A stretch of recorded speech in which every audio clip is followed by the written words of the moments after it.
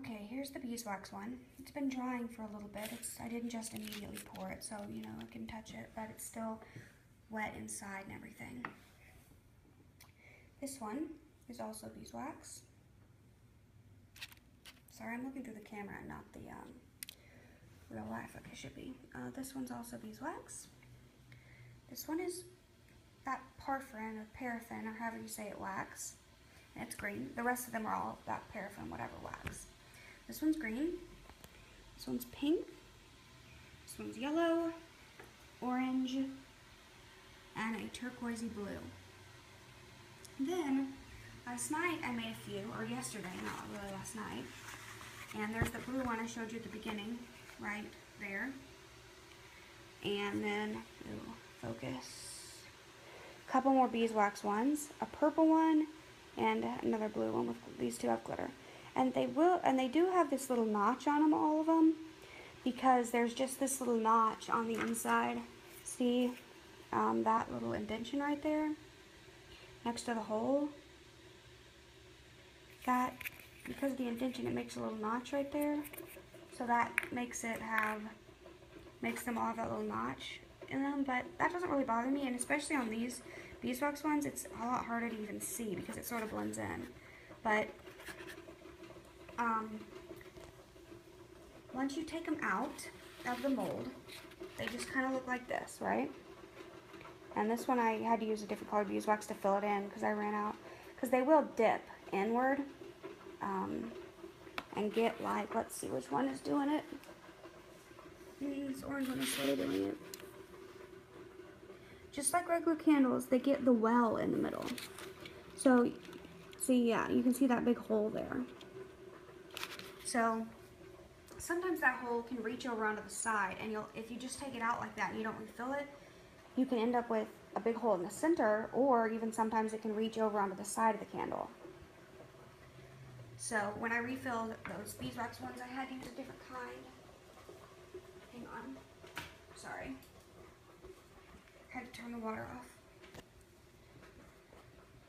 So, anyway, so you can either leave them be and put them in an egg cup, one of those egg holder things you're supposed to use for like fancy eggs or whatever to display, or like I did on this one, I used a razor blade, and I carefully, after I cut the wick, oh, this one's got a little glitter on the bottom. I don't know where that came from, but anyway, I carefully cut it, shaved it a little at a time so that it was flat, and then I would set it down and I'd say, okay, how straight is that?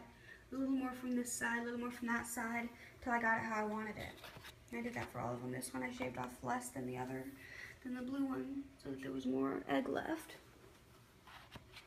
And these ones I didn't shave them yet. Those ones I didn't shave yet, sorry. So I'm not in frame perfectly. But yeah, so once these other ones come out later today, I will show them to you. One more thing I want to note is that if you are going to add fragrance to your candles, you obviously want to do that while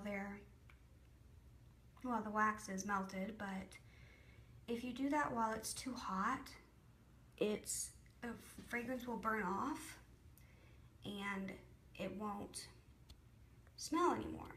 So you want to make sure your wax isn't super, super hot. Usually each fragrance has its own flash point, which is basically the point at which the fragrance will,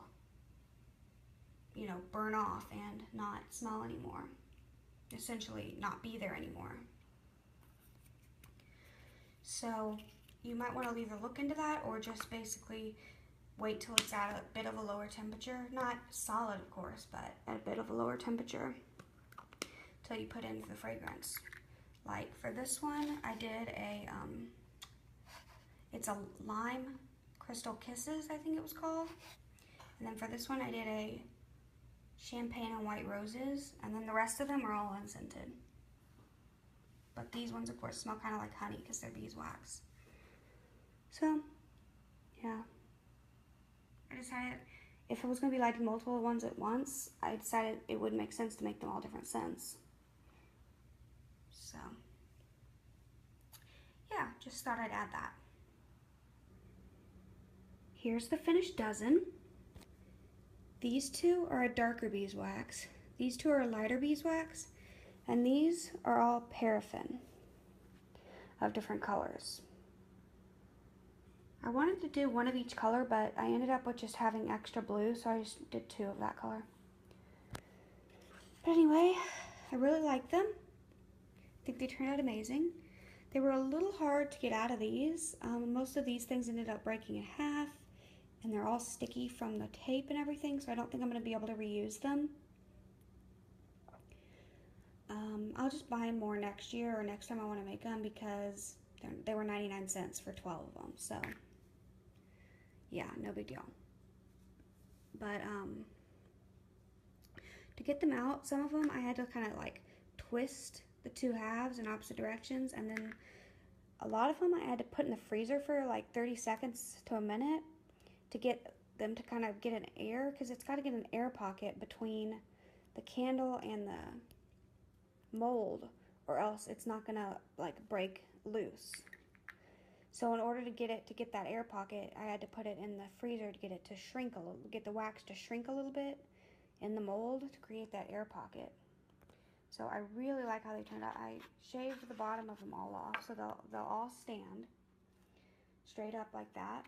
So I can put them on my altar or a tablescape for Easter or whatever you want. I think they look great, and they fit, well, if I put the wicks down, they fit in this, they'll close in this box. And I think it looks really cool. 1 dozen eggs? Yes, indeed. 1 dozen candle eggs. I think this is just so cool. Anyway, thank you for watching. Please comment, rate, and subscribe, and have a great day.